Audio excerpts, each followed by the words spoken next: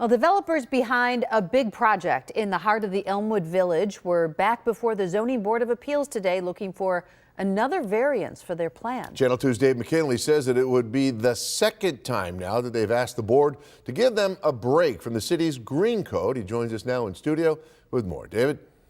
Scott and Mary Alice, I could tell you that 17 minutes ago, the Zoning Board of Appeals voted to table this request and give more time for public input.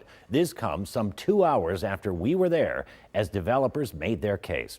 Douglas Development, headed by Douglas Jamal, has already begun working on the project to turn this block of buildings at Elmwood and Bidwell into what this rendering shows would be a mixed-use complex. We'll perhaps see that rendering in a moment. Anyway, there it is. It would have retail and apartments, but as they got further into their project, they discovered the existing buildings in the center, which they hoped to some way preserve, were in worse shape than they thought. This, combined with rampant inflation in the past year, has driven the costs up significantly.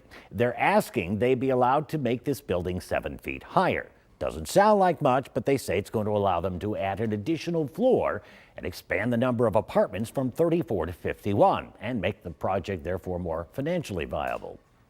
In order to try to, make everything work, we need to increase our unit counts. So we really tried our best to increase the unit density within the footprints that we had already established.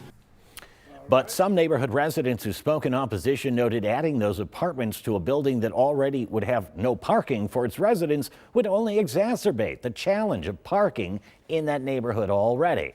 As a solution, the county says it would allow its tenants to park at the Richardson complex, which Doug Jamal also now owns, and even provide them 24-hour shuttle service if desired. As we mentioned, though, less than 20 minutes ago, the vote was to table and to require the developers to have a community meeting for residents before this is taken up again. Dave McKinley, Channel 2 News. Dave, thank you.